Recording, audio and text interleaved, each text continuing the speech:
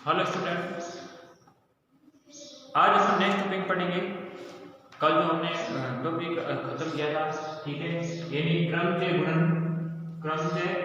गुणन, ठीक है, और फैक्टर, ये वाला टॉपिक खत्म हो गया था, ठीक है।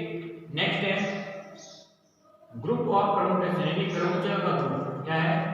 क्रमचय का ग्रुप। ये आपके नेक्स्ट टॉपिक है क्रमचय का ग्रुप, ठीक है।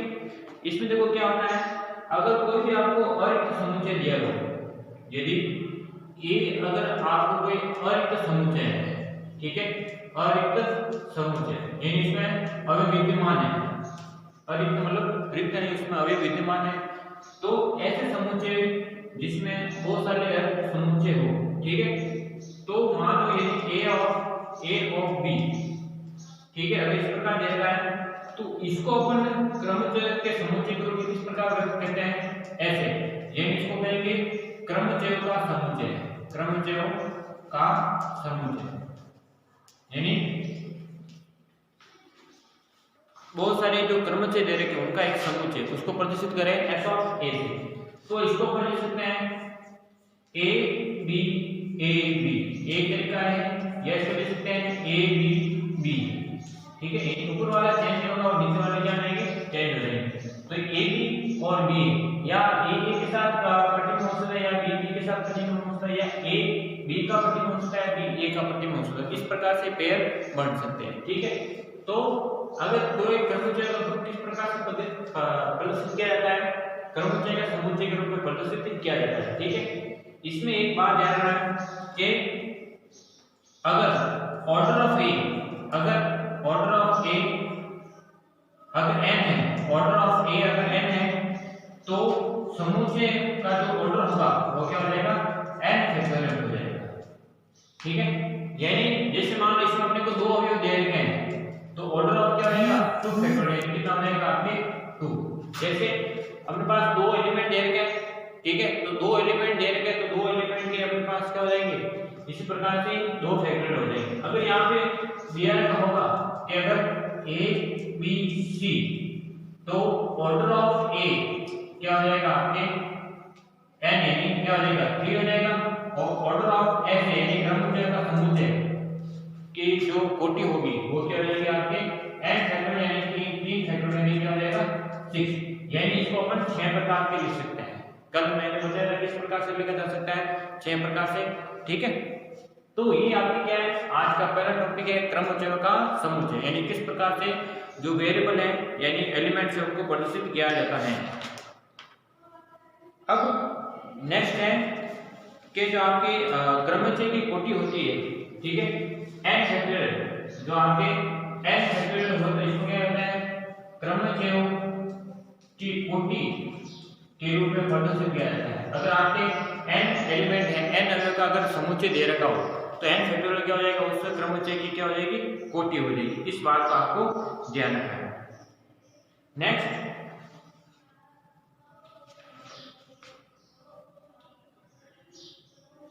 नेक्स्ट टॉपिक है आपके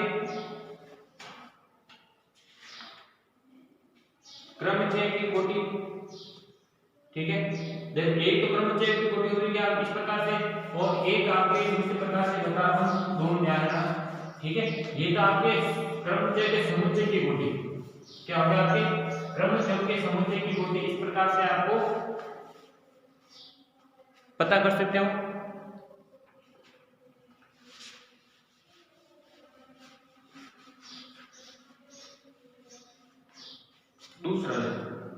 दूसरा है क्रमचय की कोटि। क्या है? क्रमचय की कोटि, क्रमचय की क्या है? कोटि, ऑर्डर ऑफ परम्यूटेशन। तो क्रमचय की कोटि क्या होती है? यदि f एक परिमित समुच्चय है, यदि f एक परिमित समुच्चय है, यदि f एक परिमित समुच्चय है, तो वह छोटी से छोटी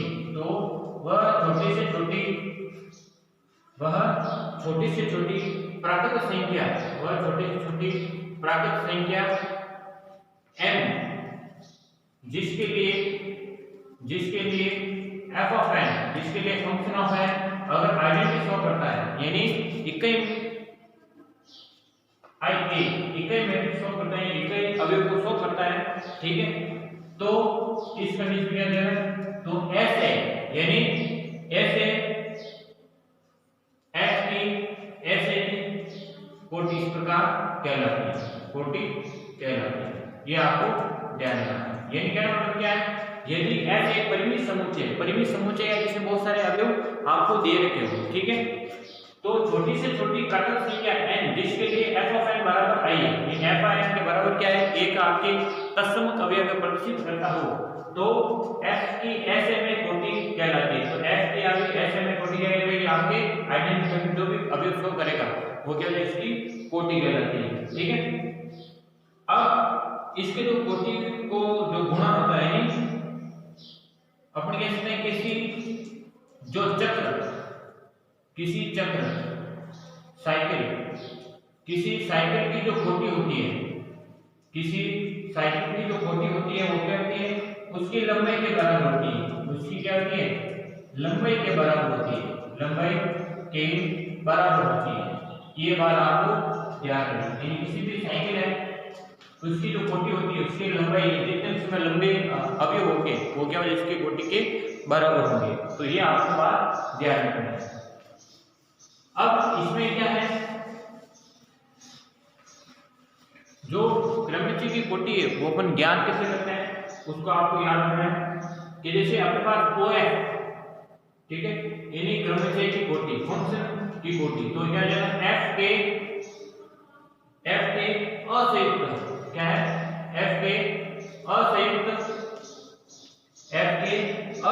चक्रों की लंबाई, असंयुक्त चक्रों की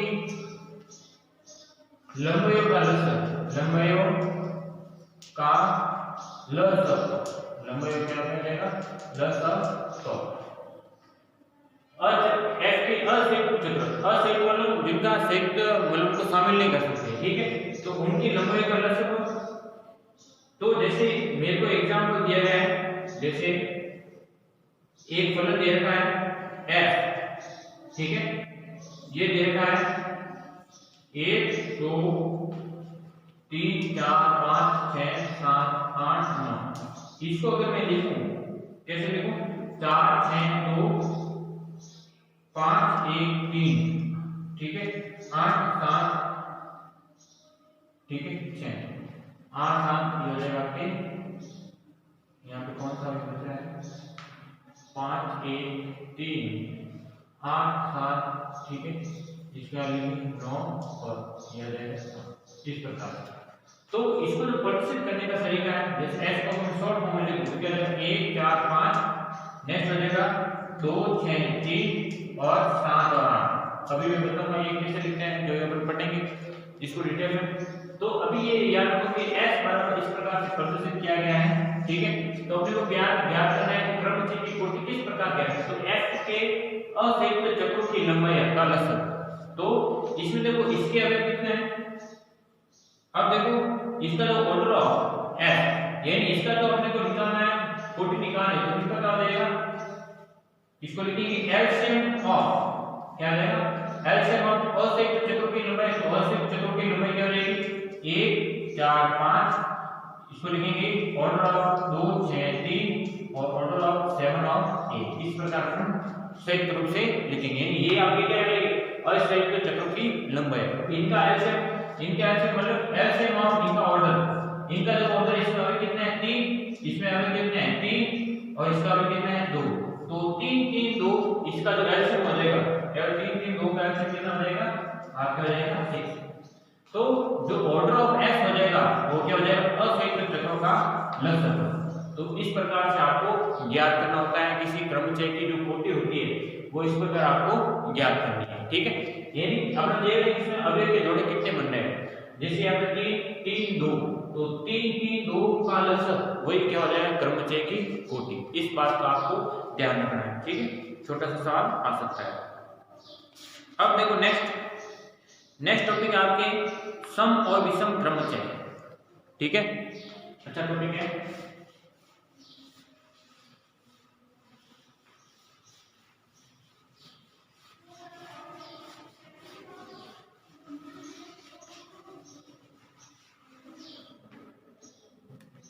नेक्स्ट टॉपिक है आपके इवन एंड ओड परमुटेशन, ठीक है, परमुटेशन।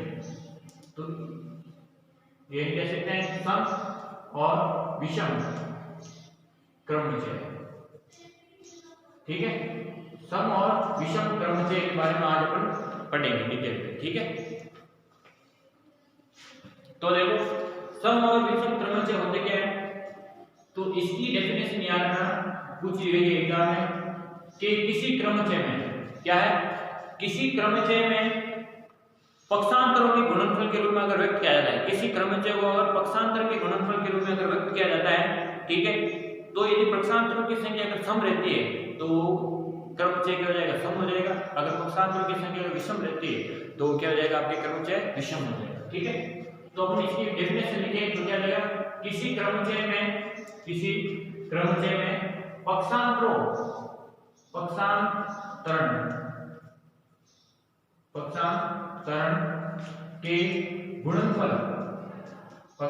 के गुणनफल के रूप में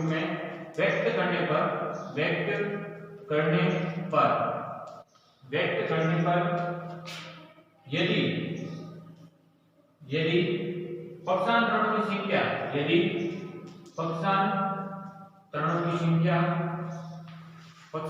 की संख्या सम हो तो उसे सम क्रमचय कहते हैं, ठीक है, सम क्रमचय कहते हैं। अगर पक्षांतर की संख्या अगर इवन है तो वो क्या हो जाएगा, इवन परम्यूटेशन।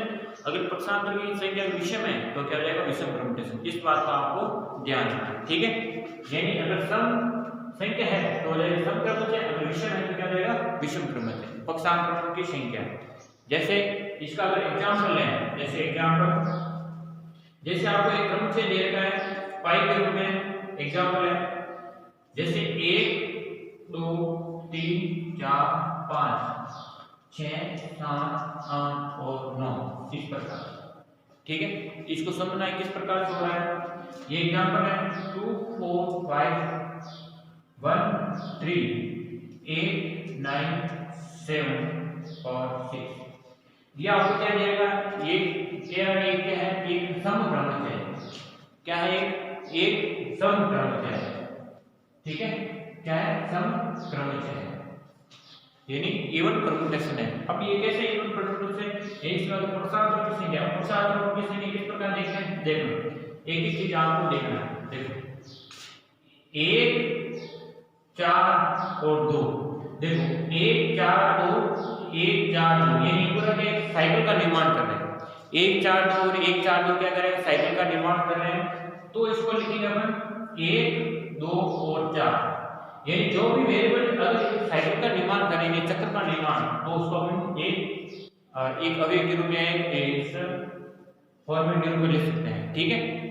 यानी पक्षांतर नहीं करते इसको। तो 1 2 4, अब देखो 1 का 2 है, 1 का जो प्रतिबिंब 2 है, 2 का 4 और 4 का 1, यानी एक पूरा क्या चक्र का निर्माण हो रहा है। तो इसको क्या है, पक्षांतर के रूप में अपन ले सकते हैं, ठीक है। नेक्स्ट है देखो 3 और 5, यानी 3 का जो प्रतिबिंब 5 है और 5 का क्या है 3, तो 3 और 5 को क्या लिख दिया, एक पक्षांतर के रूप में। नेक्स्ट है अब देखो 6 7 8 और 9, 6 7 8 और 9, देखो 6 का 8 है, ठीक है, 8 का 7 है, 7 का 9 है और 9 का क्या है 6। तो ये भी क्या एक पूरे चक्र का निर्माण कर रहे हैं। तो ये क्या आपके पक्षांतरों की संख्या है। अब देखो इसमें इसको और कैसे ध्यान कर सकते हैं, देखो 1 2 और 4, तो अगर 1 2 और 4 को क्या लिख सकते हैं, 1 4, देखो 1 और 4 को क्या साथ साथ लिख सकते हैं, पक्षांतरों को टुकड़ों में बांटें और 1 और 2 को लिख सकते हैं साथ साथ, देखो 1 और 4, तो 1 2 4, ये क्या एक चक्र का निर्माण कर रहे हैं। तो 1 और 2 को 1 और 4 को साथ में इस प्रकार 1 और 2, देखो 1 और 2, 1 2 और 4 आ गए, तो ये भी क्या है चक्र, ये दोनों अलग अलग चक्र को प्रदर्शित कर रहे हैं। यानी एक ही अवयव क्या बार बार रिपीट हो रहा है इसमें। तो 1 और 4 हो गया और 1 और 2 हो गया, और 3 और 5 तो 3 और 5 परिवर्तन होगा। अब 6 7 8 9 क्या करना है, 6 7 8 9, तो एक तो सबसे पहले हो जाएगा 6 और 7, क्या हो जाएगा 6 और 7, देखो 6 7 8 9 चार अवयव आ रहे इसमें। दूसरा देखो 6 और 9 क्या है, 6 और 9, 6 और 9 देखिए 6 9 7 8, देखो 6 और 9 में क्या अवयव आ रहे हैं, 6 और 9, तो इसमें देखो 6 भी आ रहा है और 8 और 9 भी आ रहे हैं, यानी अवयव क्या आ रहे हैं, जो भी अवयव वो वापस रिपीट हो रहे हैं, 6 में 9 आ रहा है और 9 में क्या आ रहा है, 6 आ रहा है। इसी प्रकार आपके 6 और 8 क्या हो जाएगा, 6 और 8, इस प्रकार से आपको जो परिस्थिति देखो 6 और 8 तो 6 7 8 इसमें आ रहे हैं और 6 9 8 इसमें आ रहे हैं दोनों में। तो इस प्रकार से जो आपके पक्षांतरण है देखो 1 2 3 4 5 6, तो पक्षांतरणों की संख्या क्या होगी, सम होगी, सम पक्षांतरण। तो आपके जो क्रमचय होगा वो क्या हो जाएगा, क्रमचय भी क्या हो जाएगा आपकी सम होगा। तो पक्षांतरणों की संख्या अगर सम है, ठीक है, तो वो आपके जो क्रमचय होगा क्या हो जाएगा, सम पक्षांतरण होगा। इसी तरह अपन क्या करते हैं, एग्जांपल लेते हैं विषम पक्षांतरण का, इसको मिटा दें, यानी आपको दिया गया है पक्षांतरण की संख्या इस प्रकार से परिवर्तित हो रही है, अगर सम है तो सम हो जाएगा, विषम है तो विषम हो जाएगा। एग्जांपल 2 विषम के लिए ले रहे हैं, आपको एक क्रमचय दे रखा है 1 2 3 4 5 6 7 8 9, इसको देखो चेंज करना, अवयव चेंज पहले वाले से 2 4 3 1, ठीक है 2 4 3 1 और 8 7 6 9 और 5, ये क्या है, ये क्या है, एक विषम क्रमचय है। अब अपने को प्रदर्शित करना है विषम क्रमचय किस प्रकार से है,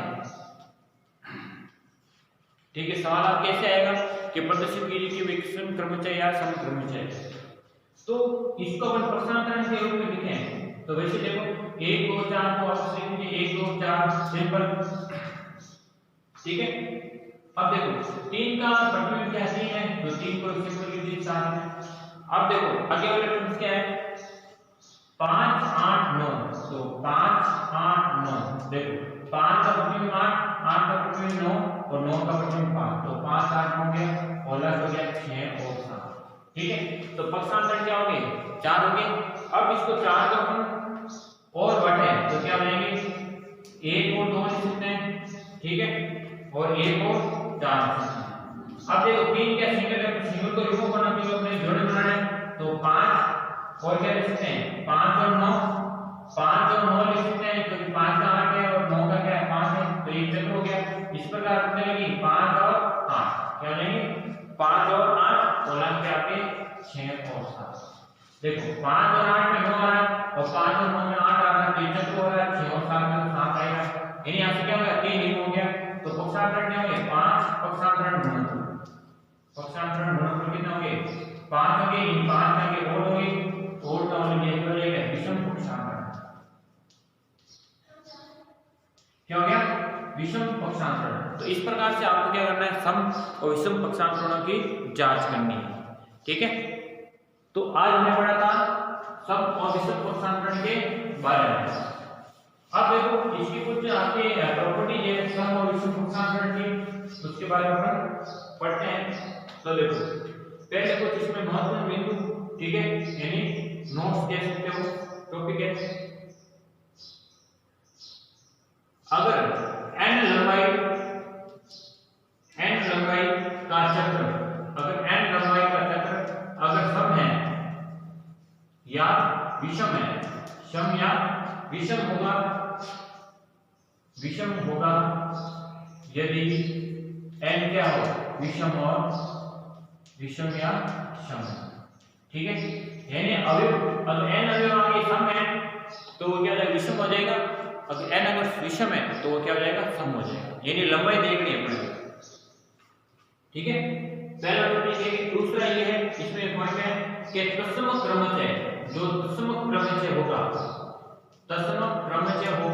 वो क्या होगा आपके सम होता है, क्या होगा सम होता है, क्योंकि इसमें जो पक्षांतरणों का गुणनफल होता है वो क्या होता है आपके सम होता है, इसलिए इसमें क्या हो जाएगा आपके, यानी इसको लिख सकते हैं sin ऑफ r a तत्सम अवयव बराबर हो जाएगा 0। तो तत्सम क्रमच क्या होता है, एक सम होता है। इस बारे में आपको ध्यान रखना है।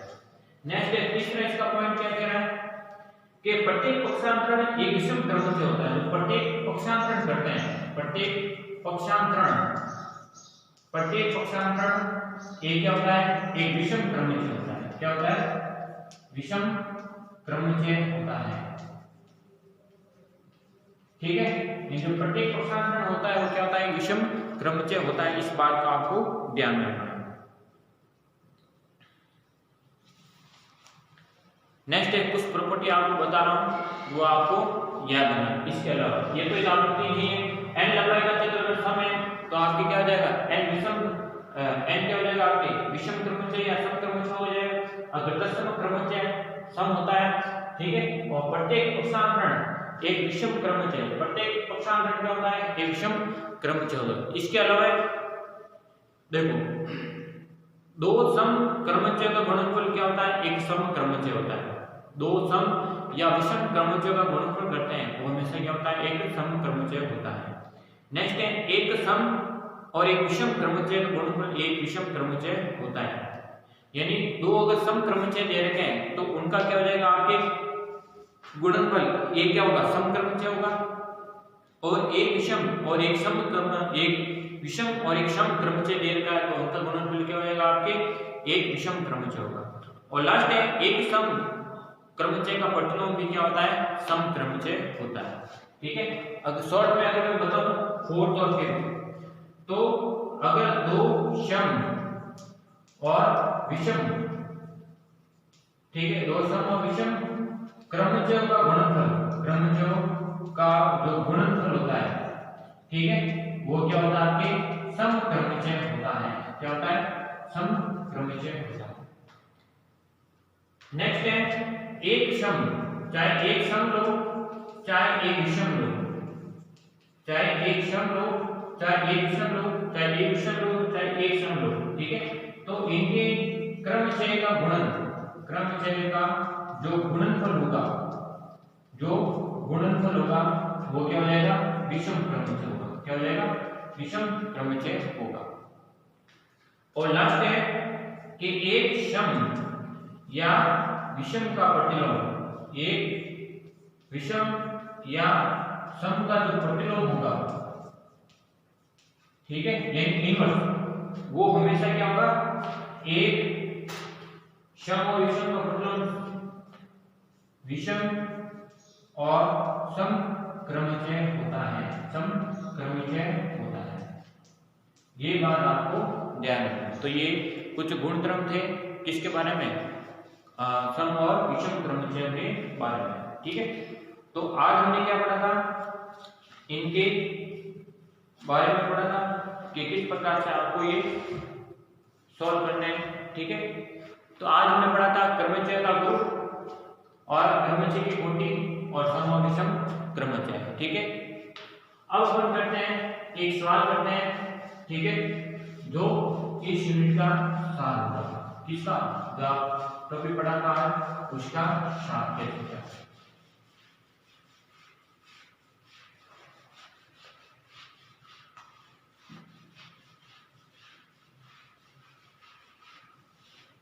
अब